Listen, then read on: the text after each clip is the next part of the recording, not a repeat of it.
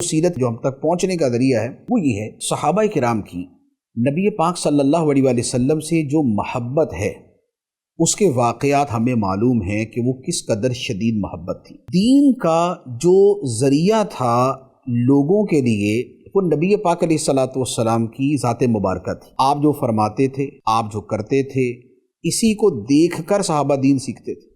تو لہذا جو دین کا سیکھنا تھا وہ بھی نبی پاک علیہ الصلوۃ والسلام کی ذات سے تھا، نمبر ایک۔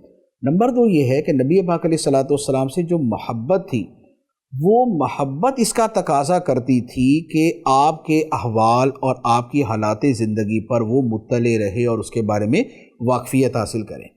تو اس لیے صحابہ کرام سب سے پہلے تو یہ کرتے تھے، جو صحابہ نبی پاک علیہ الصلوۃ والسلام کی بارگاہ میں حاضر ہوتے وہ اپنے گھروں میں اپنی بیویوں کو، اپنے بچوں کو نبی پاک علیہ الصلوۃ والسلام کے واقعات سناتے کہ آج ہم بارگاہ میں حاضر ہوئے اور آج یہ فرمایا گیا، آج ہم بارگاہ میں حاضر ہوئے اور آج یہ کیا گیا۔ تو پہلے تو اپنے گھروں میں کرتے تھے، نمبر ایک۔ نمبر دو یہ ہے کہ تمام کے تمام صحابہ یہ ہر وقت تو نبی پاک علیہ الصلوۃ والسلام کے پاس نہیں رہتے تھے۔ کچھ اسرا سفر پہ گئے ہوئے، کچھ تجارت میں نکلے ہوئے، کچھ کھیتی باڑی کر رہے ہیں، کچھ اپنا کاروبار کر رہے ہیں، کوئی کہیں مصروف ہے، کوئی رشتہ داروں کے آنا جانا ہے۔ تو ایک زندگی کے بہت سارے معمولات ہوتے ہیں جو گزار رہے ہوتے ہیں۔ تو اب ہوتا یہ تھا کہ جو لوگ موجود نہیں ہوتے تھے وہ جب بھی موجودین سے ملاقات کرتے تو وہ ان سے یہ سوال کرتے کہ بھئی ہم نہیں تھے تو کیا ہوا، نبی پاک علیہ الصلوۃ والسلام نے کیا فرمایا، آپ نے کیا کیا، آپ کے ساتھ کیا واقعہ پیش آیا کہ فلاں کے ساتھ نبی پاک علیہ الصلوۃ والسلام نے کیا معاملہ فرمایا۔ تو ان کی گفتگو کا مرکز یہ ہوا کرتا تھا، کیونکہ ان کو یہ شوق ہوتا تھا کہ ہمیں زیادہ سے زیادہ پتہ چلے کہ اگر ہم موجود نہیں تھے تو نبی پاک علیہ الصلوۃ والسلام نے کیا کیا۔ تو یہ صحابہ کرام کی جو آپس کی گفتگو تھی یہ سیرت کے حفظ کا، سیرت کو یاد کرنے کا ایک بہت بڑا ذریعہ بنی۔ تیسرے نمبر پہ یہ تھا کہ پھر یہ جو صحابہ کرام ہیں انہوں نے اپنے بچوں کو اور جو ان کے بعد تابعین کا زمانہ آیا انہیں سیرت بیان کرتے تھے۔ تو لہذا صحابہ کرام کا جو تابعین کو بیان کرنا تھا وہ بھی ایک سیرت کو پھیلانے کا اور سیرت کے یاد ہونے کا ایک بہت بڑا ذریعہ بنا۔ پھر اس کے ساتھ ایک اور بات بھی یہ تھی کہ بعض صحابہ کرام وہ ہیں کہ جنہوں نے باقاعدہ بہت سی باتوں کو تحریر کیا ہوا تھا، جیسے حضرت عبداللہ بن عمرو بن العاص رضی اللہ تعالیٰ عنہما ہے۔ تو آپ کے بارے میں یہ آپ کا ایک صحیفہ مشہور تھا، صحیفہ صادقہ کے نام سے، تو وہ آپ کا تحریری لکھا ہوا تھا نبی پاک علیہ الصلوۃ والسلام کے احوال کے بارے میں۔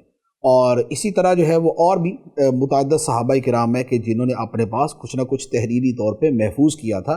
لیکن جو سب سے بڑا ذریعہ بنا وہ یہی تھا کہ صحابہ کرام کو ایک تو اسے اپنا دینی فریضہ سمجھتے تھے کہ ہم نبی پاک علیہ الصلوۃ والسلام کی باتیں اور آپ کی سیرت اور آپ کے طریقے اور آپ کے واقعات دوسروں کو بیان کریں۔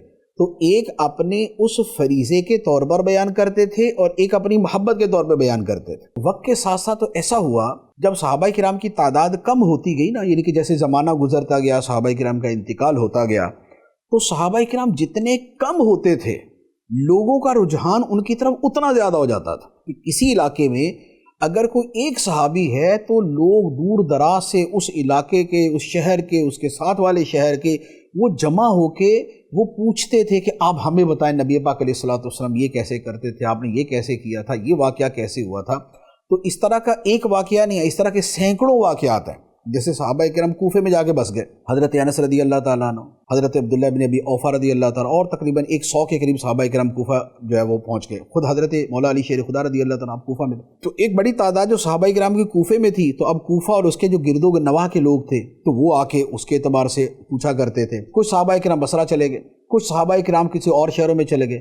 اچھا، حضرت معاذ بن جبل رضی اللہ تعالیٰ عنہ جیسے آپ وہاں یمن میں تھے، پھر اس کے علاوہ اور بہت سارے صحابہ کرام یمن میں چلے گئے۔ تو جہاں جہاں صحابہ کرام پہنچے تو اب آپ خود غور کریں کہ ہم جو ہے وہ یوں کہہ لیں کہ ہم جو ہے وہ دین پر عمل کرنے میں ایک یوں کہہ لیں کہ ایک غافلین کے اندر ہی ہمارا شمار ہوگا، یا لوگوں کی نظر کے اعتبار سے بھی کر لیں تو درمیانے درجے کے ہم بعمل ہیں۔ لیکن ہمیں بھی اگر کسی بزرگ کے حوالے سے پتہ چلے کہ یار فلاں اتنے بڑے بزرگ ہیں، تو ہماری کوشش ہوتی بھی پہنچے ان کے پاس، ہمیں جن سے محبت ہے ہم اس بزرگ کو دیکھنے والے کو دیکھنے پہنچ جاتے ہیں کہ بھئی ان بزرگوں نے ان کی زیارت کی ہے، انہوں نے ان کی باتیں سنی ہیں، یہ ان کے پاس بیٹھتے تھے، تو ہم پہنچ جاتے ہیں ان کے پاس۔ تو اب کہاں صحابہ کرام علیہم رضوان کا عمل، کہاں ان کا تقوی و طہارت، اور کس بارگاہ میں ان کو حاضری نصیب ہوئی تھی۔ کہ نبی پاک علیہ الصلوۃ والسلام کی بارگاہ میں وہ رہتے تھے، تو پھر جو دیگر یہ تابعین اور وہ اہل علاقہ اور اس کے قریب والے علاقے کے لوگ تھے، تو وہ پھر ان صحابہ کرام سے آ کے پوچھتے تھے۔ تو یوں کہہ لیں کہ جیسے ہم تک قرآن پہنچا صحابہ کے ذریعے، آپ صحابہ کرام کو مائنس کر دیں تو قرآن کیسے پہنچا ہم تک؟ یہ صحابہ کے ذریعے پہنچا۔ ہم تک جو دین کے احکام پہنچے وہ صحابہ کرام کے ذریعے پہنچے۔